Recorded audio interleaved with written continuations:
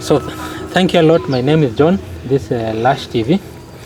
And this morning I'm privileged to host a special couple to me.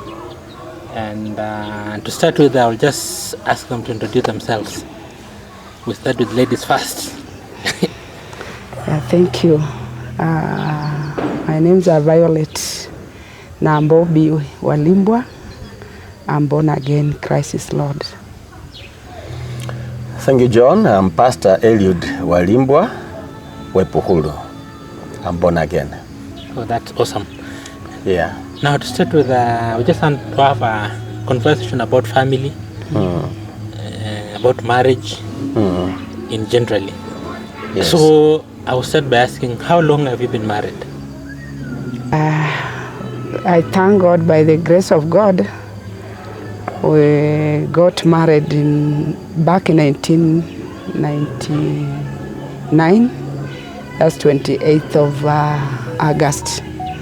So far we are 25 years old in marriage. A quarter century. Yeah. We actually a quarter century in marriage. Yeah, that's awesome. And we thank God for that. Oh, now how did you meet? Could be I can respond to that. Personally, I got saved some years back, slightly earlier than the time we got married. And I grew in the Lord, joined university when I was born again. And in 1993, we were having a weekend challenge in Milo Boys. And they had invited the lecturers of Eldoret Polytechnic as main ministers. So I attended that weekend challenge, and it was powerful. But in the process, she had also traveled from their place to come and attend the weekend challenge. That's the first time we met, and it's like the first impression was still made during that day.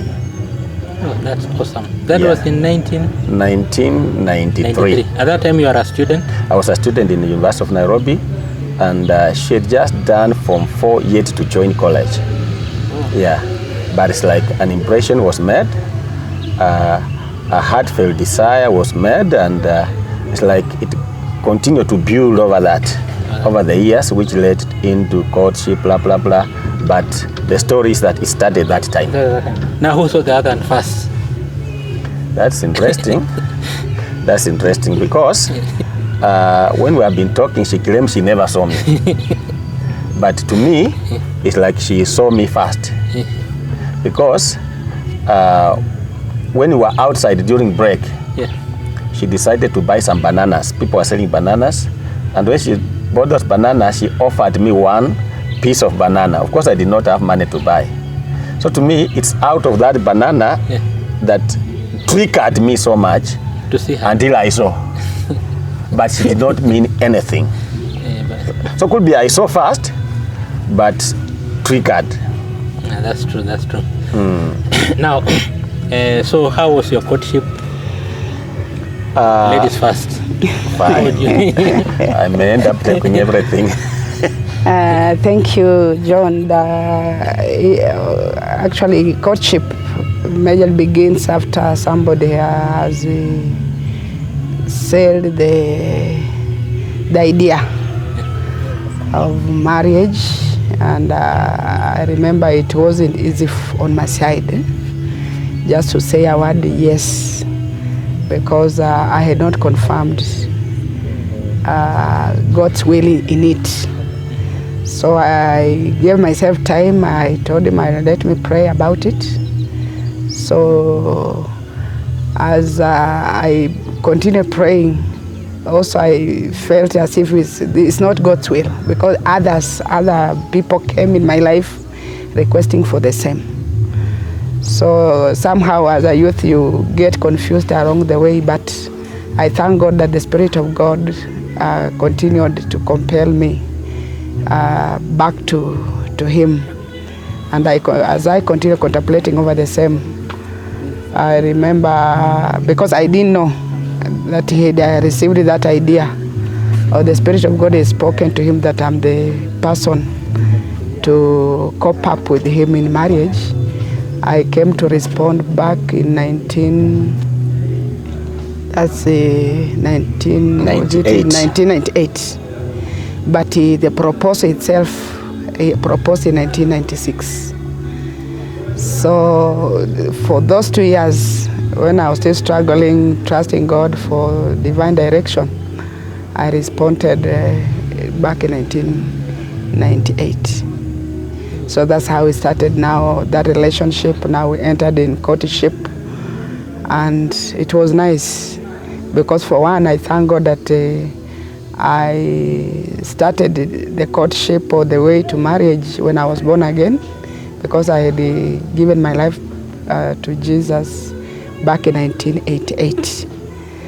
So it gave me a good ground to trust God and even to begin a courtship as a Christian, as a child of God. It pleases God. Yes. You met in 1993.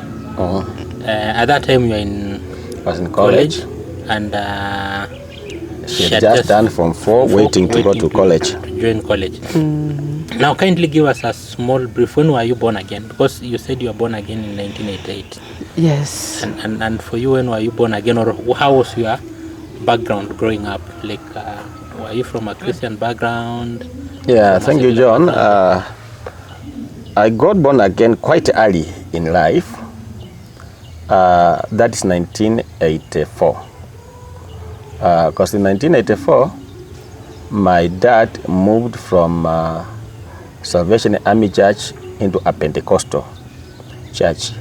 And I remember that 1984 September, we had a revival at home, and during that time we repent the whole night, and the next day you'll go to be baptized.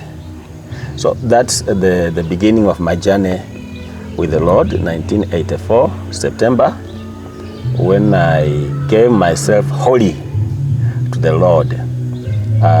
The process of growing deeper and deeper in the Lord continued over years, but the first time experience was that 1984 September.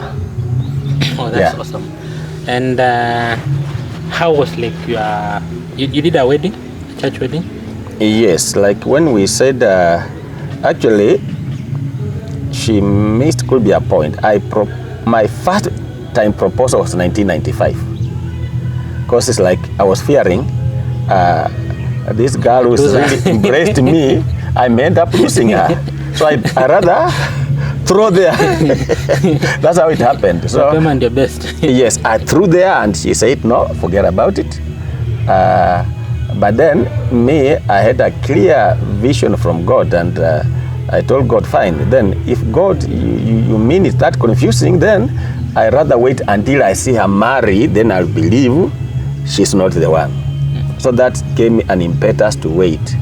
Every other could be 3 months, I'll still throw a piece of paper and tell her, I'm still waiting on God. She would still answer, say no. Those time, how are you communicating? She was in college at Mombasa. Writing letters? Yes, there were no phones. She was in KMTC Mombasa. By then, I threw the letter when I was still a student, 1995. Then I graduated in 96. Across that 96, we will communicate. We need to cease communicating because I had proposed. She had said no, but we are still brethren. We still meet. I still remind her, remember you have my word. He says no. I advise you look for somebody else. It's not me. Fine, I'll tell her, fine, we'll keep waiting. You pray over it. We'll go, but we're basically communicating using letters. Yeah, but I think when it became so clear to her 1998, then she wrote and said no, she's confirmed. It is God. That's interesting. You know, in our generation, people use text messages that are real time. You text someone, they get it and they respond. And your time used to do letters. A letter, and you wait for 3 months. So you do a letter, it takes like 3 months, you get a feedback. Then when it's responded, it takes another 3 months. So in a way, we'll communicate at most 3 times. 3 times. But you have to faithfully wait unto God. That shows commitment, because if you don't have commitment, waiting for a response for 3 months. Actually, I can say it was very interesting, because 2 during that time, I was now working, and there were so many ladies that would show interest. I was still a preacher, running up and down through KSF, and you will see so many who are showing interest, but I think that first commitment gave me stability so that I will not get swayed. Yeah, that's a mark of, because we live in a generation where people, they don't have such a commitment in that, waiting for response for 3 months. In this current and it comes no. In this current generation, waiting for a response for 5 minutes, that's far too long. You text and you need the response immediately. So that's exciting that you'd wait for a response for 3 months and still stay committed to wait for that response. And it comes no, and then I still wait. Committed to it. That was such a serious commitment. Now, how was your wedding like? Now when she said yes, that was April 1998. Yes. I think we had grown enough in the Lord to understand that when you say yes, then you are saying yes to marriage. Yeah. You're not saying yes to test, to do anything. So the moment she said yes, in April, we met in August and simply started wedding arrangements. The first thing was to inform we informed a few friends of ours who can stand and pray together with us, and then we gave ourselves time that by December we should have informed our parents. So come December, we had informed our parents that we in a relationship. Come February of 1999, we had the first visit. I think I visited their home with a team of young preachers to just pay a courtesy call to the family and tell them, yes, it's us. That's February of 1999, and plans started running now very fast because now the family came consent. Yeah. Then there was a period when they also planned to visit our family. There was a period when they did the dowry negotiation, the two families, and things were running now very fast. The committees were put in place. Several places, because at my place of work I had a small committee. I had a committee at the church at home.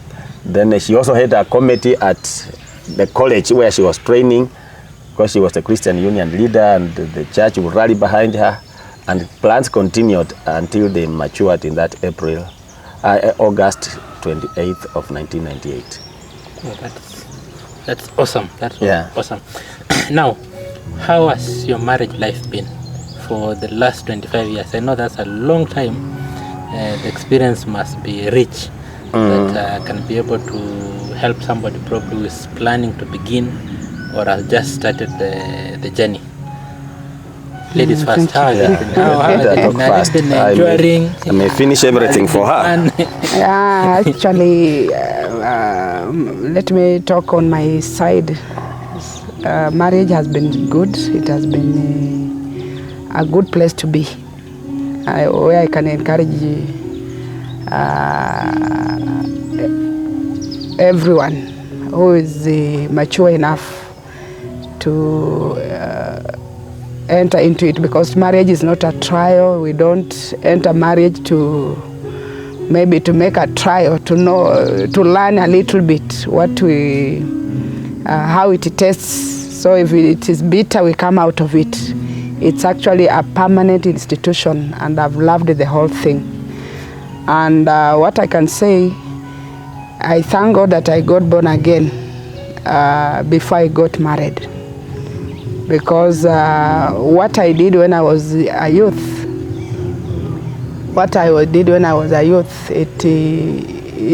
it's like I laid a good foundation, a firm foundation that has made me to have a successful life in marriage. Because for one, I remember when I introduced the idea of the wedding to my family, I was the first one who got born. I was the first person to wed in my family. And the reason was because I was born again. It's not that we were not Christians. We were brought up by parents who are Christians, but I'm the eighth born in my family. But the other, my siblings, my brothers, my sisters who are elders, who are my elders, they were married, but they had not wedded. They had not gone through the whole matrimony. So it gave me a very strong ground because everybody contributed. It was something exciting in the family, and everybody wished me the blessings of God now that I had given them an opportunity to see me go. So it laid a very strong foundation that I started when I entered in marriage, and it has made me to enjoy the whole thing. So I thank God because I started well, and I've continued well. We have that love, and also being born again, it has made us actually to enjoy the whole thing because we have applied the word of God. We have applied the word of God in marriage. Whenever there have been issues, we are not agreeing in one thing or another, we have gone back to the cross to ask God to give us direction. And actually, it has been of a great blessing, and I thank God for that. Wow, that was a takeaway for me, that you need to study it right. The fact that you are born again and Very you important. started on a right footing. Yes. By doing a holy matrimony, it gave the direction of the entire marriage up to date. Could be, John, could be I can add something. Yes. Yes, starting the right way and even maturing up, understanding the whole mind of God over marriage. Because there are people who enter marriage when they have not fully formed up their mind.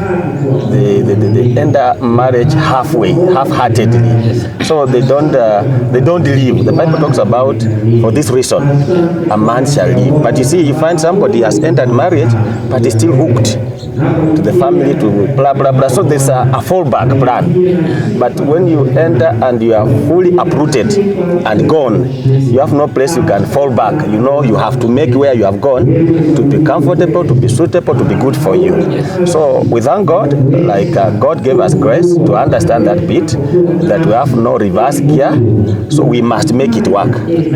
However bitter, however what, it's us to make it, because there's no other person that will come and make that marriage work for us.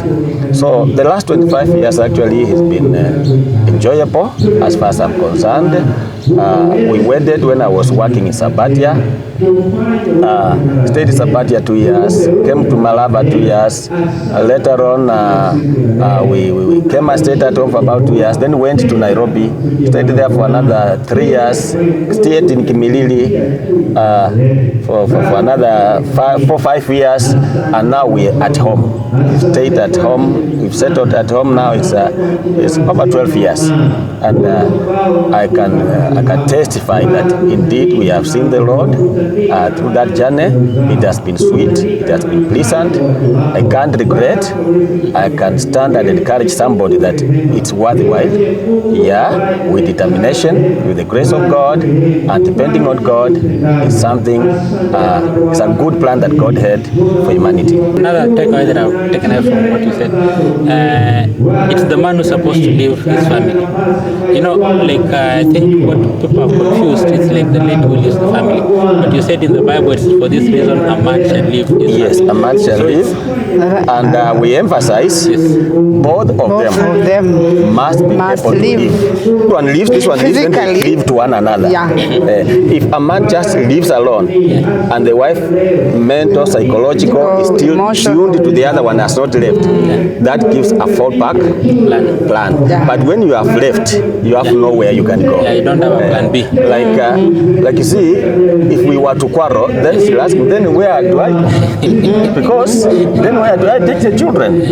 Then it's like, you have to return them in my womb, make them me a girl, then call the people who are there to witness. There's no fallback plan. No fallback. Yeah. You go. I think that's powerful, because we live in a generation where people have a lot of plan B, fallback. This it doesn't work, have this one to activate, have this to switch on. And that aspect of not leaving, either of the parties probably they have not left, the lady still hooked up their place. If they have an argument, like just go back home. If I can still say something, there are people in families, could be, let me use an example of a lady, cannot go with the plans and agreements they make with the husband, but will have to consult the brothers, the sisters first. You see, that person has not left. In living, even if you had the best ideas and your husband had the worst ideas, the two of you must put them together and work. You don't consult the other side and go with the decisions of the other side. Actually, that's part of the reasons why some families are on shake-ups, because there are so many people that are speaking into that marriage, and it's like they don't have a stand. They never left completely. So it's very important for all the parties to live and become one and move as one. That is it. Ignoring the voices from other sides so that they can be able. The big takeaway. Now, how is your family? How many kids do you have? How old are they? We thank God for, by the grace of God, we have 6 children. That's 4 boys and 2 girls. We were blessed with our firstborn back in 2000. That's in July. Now he's a big boy. He's completing his he's graduating next week, 29th of November this year. So we thank God that God has given the grace. Then our last born, she was born in 2010. She's now joining her Form 2.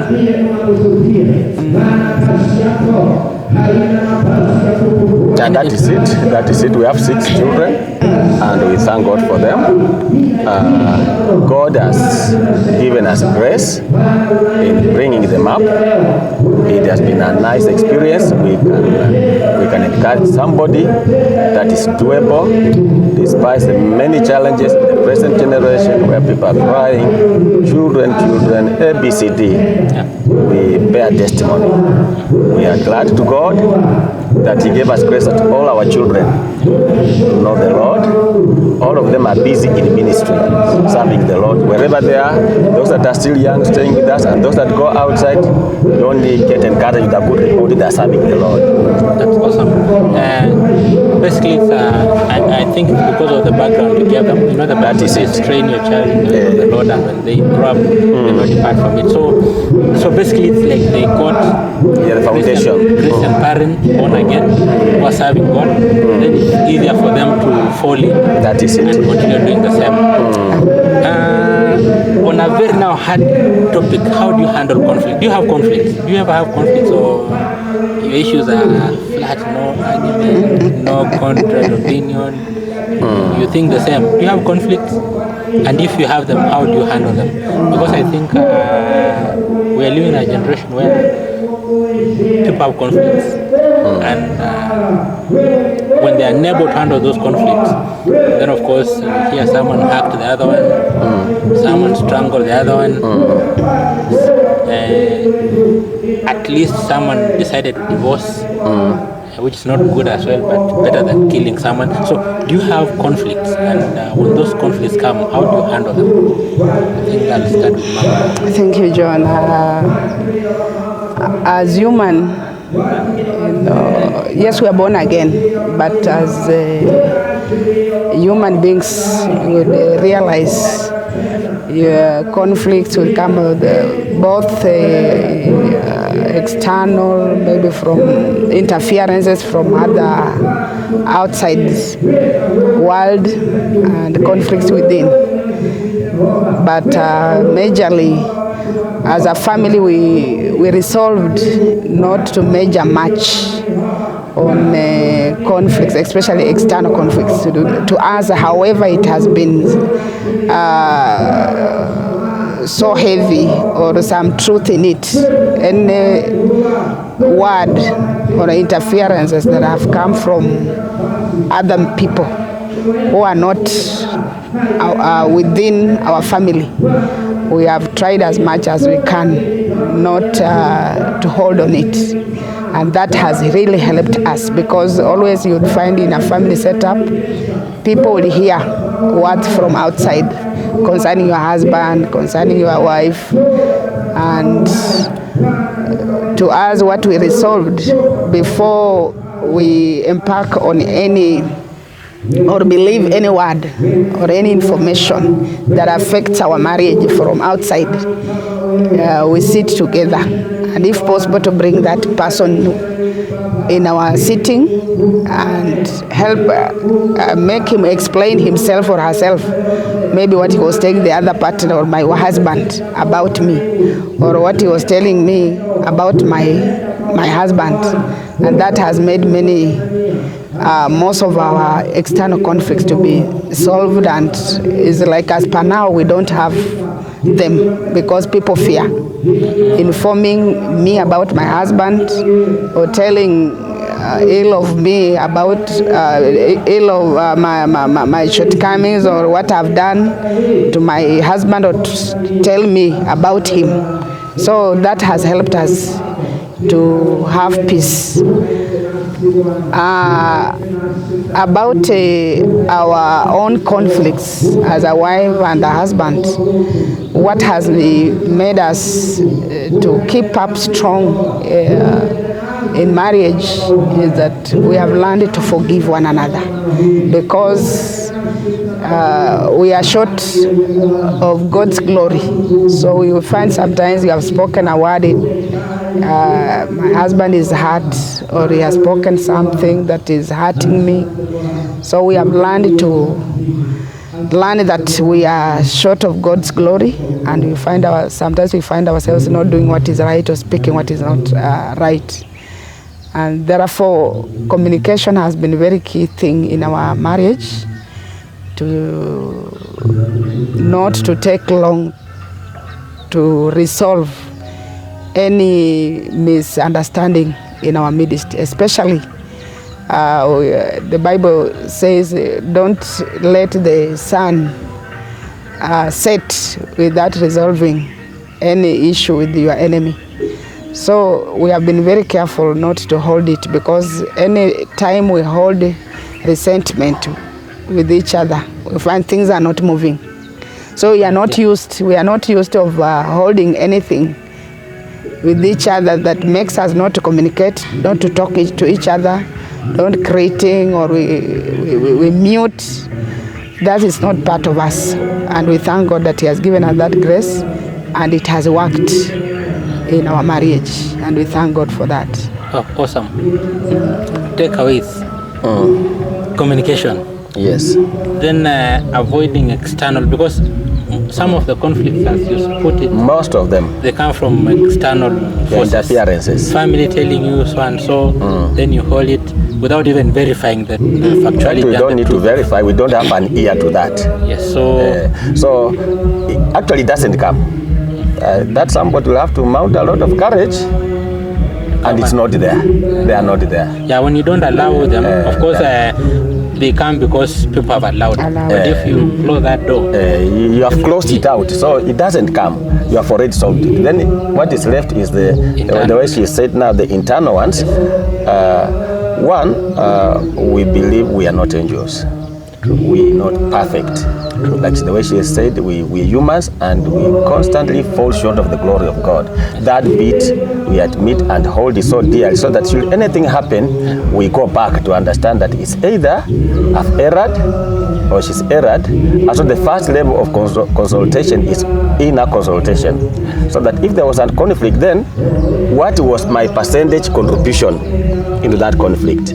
And so we've trained people and even trained ourselves that if there's a conflict, then I must own what I call, even if it was only 10%, yes, and the other one contributed 90% into the conflict, whether it's silence.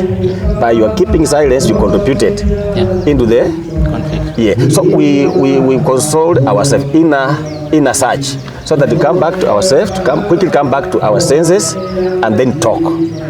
And then in the process of talking, we've trained ourselves and we've trained people that first you own up. You own up and speak out and say, I'm sorry.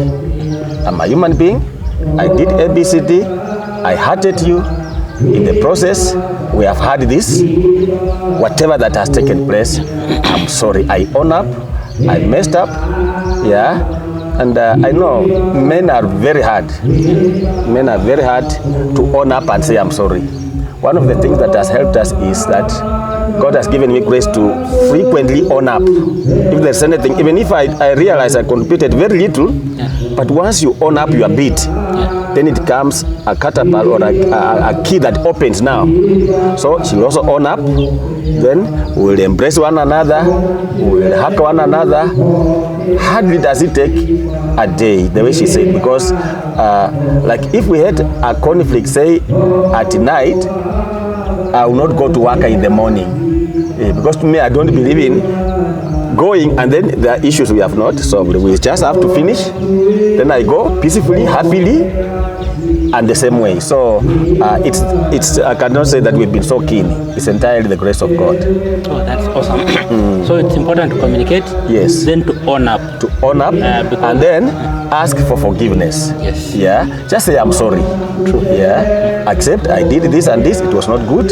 Then I'm sorry about it.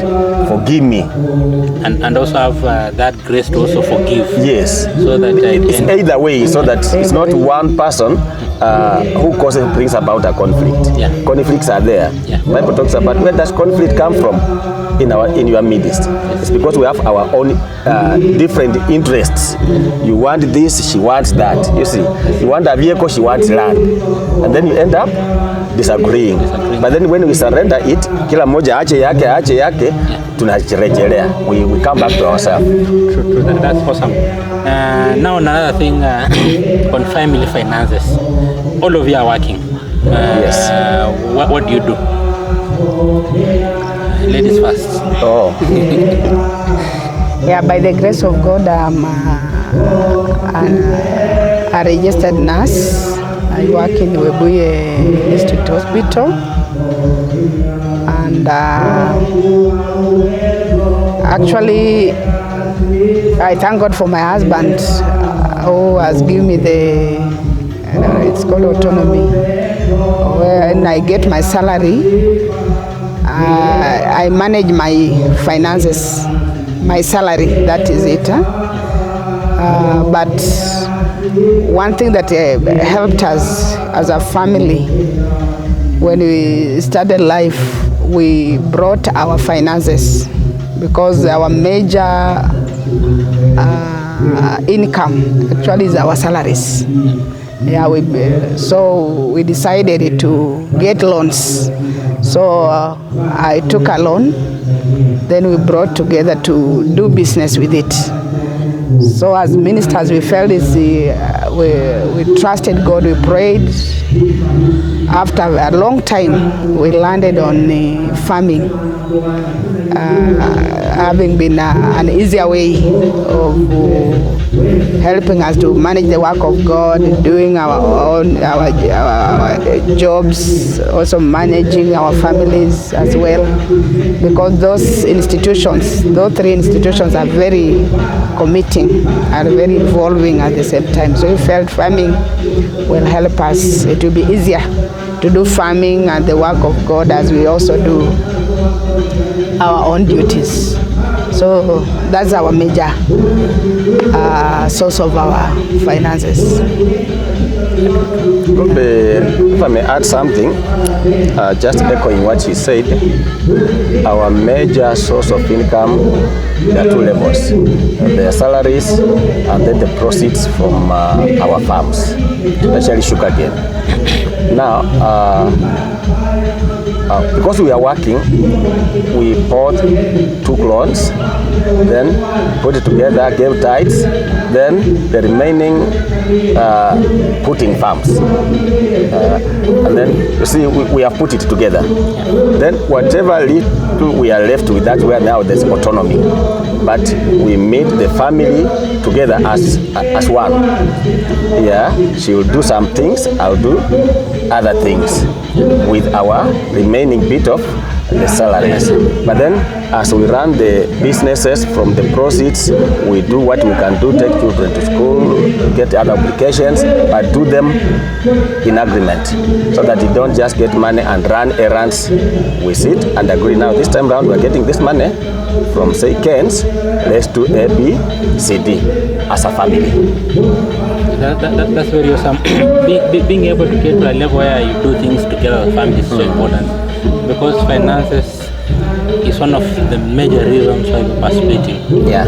Probably you are doing business together and then you get proceeds. The wife decides I'll do things without consulting. Then of course conflict will come in. Yeah. And when it comes to conflict of finances, it can be so hard. Yeah. So that's a good takeaway that major things you can put together money and invest together and consult as you do that, as you take care of the And then there's some level of freedom. Yes. Yeah, with some money, so that actually because this somebody working, I'm working, you cannot tie yourself so squeezed. Yeah, with the money that you are left with, at least we run family errands and even at a personal level have freedom. That's very true. It's a good takeaway to our viewers. I hope that will help on finances. You need to have some autonomy to some level, but again, do things with consultation. Or that, have you had financial conflict?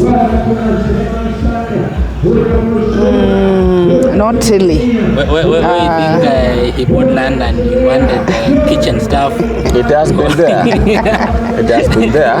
Like we said, actually, we are human beings. I remember like there's some time I got loan and I was so hell-bent to getting a Nissan. You see, those are bitter lessons. Yeah, she didn't want the Nissan on the road, but I was so determined. I went for it until I burned my fingers. What happened? I think I may not want to go into the story, but I did the Nissan business for some time, and you know it's a very dirty business. Yeah, so the business frustrated us, the workers frustrated us. Yeah, the vehicle is arrested. Every other time we are with the police, what. So we ended up giving up, abandoning the Nissan at the homestead. Then after some 6 months, we sold it. Then put the money to the house. So that is it. It was a bitter experience, and that's why we say it's good for people to agree. You could even be having a very good idea, but once you are starting on a note that you have not agreed, then it's not having the blessings. Yeah, true. Yeah. So that aspect of just bring your idea and discussing and agree. Panel beat it until you agree. Even that defined. Disagreement could be godly. It's not always like somebody must say yes, then it's godly. Even by somebody saying not to this idea. Then you sit, pray over it, discuss it again and again until you reach a consensus. That's still godly. Oh, that's awesome. So the biggest problem is where people lack patience. Yeah, somebody has an idea and feels it like has a monopoly of ideas, of revelations, of knowledge, cannot accept to discuss. Could be he feels this one God has given me, and then you run the errand alone. Be sure it's likely to bring problems. That's a good takeaway to our viewers. It's always important to discuss when you have a major project, a major plan. Consult, have ideas. Disagreements are healthy. And also praying together over the same, because this is an idea that has come in your heart. So before you implement it, it's good to commit it to God, because it's God who establishes the desires of our hearts. True. Very true. Just another thing. On the family, to your children, Who is the disciplinarian? Nani wanawachapa ama? That's where discipline means kiboko. Not necessarily kiboko. Yes. Because discipline is a wide range. We all disciplinarians, but at different levels. But I think we do it equally on equal strength. And as much as occasionally I sound more tougher, but she's not any softer. Because I know whenever there's an issue, then a serious issue, we must, all of us, handle it with similar force. Yes. True.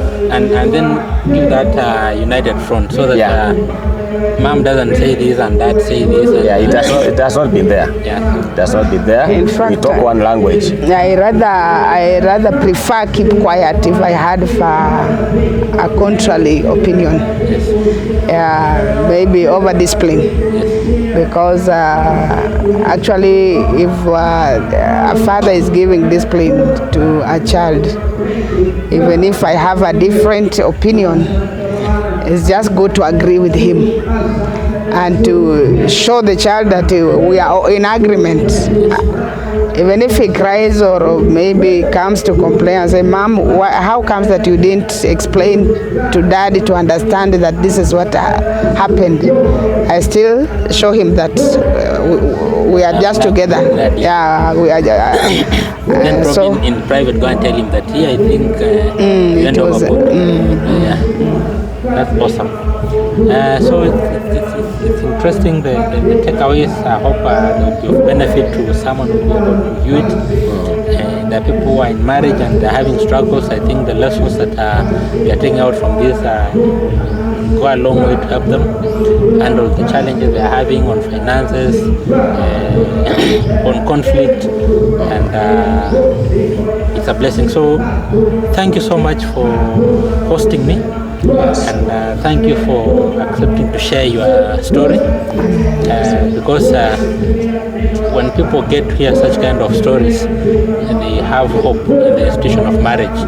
When the world is saying marriage is not working, marriage is hard, blah blah blah blah blah, we need to have such kind of positive information that indeed there are those that are working, and for it to work, it's the people who need to work. It doesn't work by itself, it's the commitment of the people I need to cause it work. So thanks a lot for hosting me. Anything for our viewers as we finalize? Thank you. Actually, my point here is that I'm a beneficiary. I'm a beneficiary in this marriage, just as my husband is. I count myself to a blessed one in the world to find myself in marriage, because there are people who have desired to get a man who is a husband in their lives, and kind of things have not worked. However, much that there are many men who are looking for ladies who can make a wife, but they have not found one. So I thank God that God blessed me with a man who is a husband in my life, and I thank God. And I just want to encourage most women who are of my kind, maybe you are trusting God for a partner or husband in life. God is faithful, because the Bible says God created every one of us, every woman, with a good plan. And in that plan, in that package of God, there's a man in that package. So even if the world says that there are few men, what I know, in the perfect plan of God, there's a man for every woman, especially to them who know God and who have given their life to Christ. And as a woman or as a wife, it's good to understand that there are duties God has given unto us. And many times what is breaking many marriages in the present generation is to understand the duties that is meant for us as women.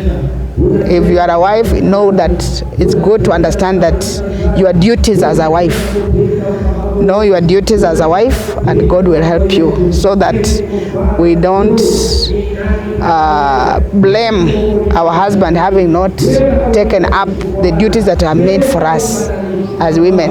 Because as men, they have their responsibilities, and as women in the family, as wives in the family, as mothers in the family, also we have our duties. And in this one particular marriage, you contribute 50%. So I thank God that by His grace, He has given me the grace to contribute that 50%, because I have my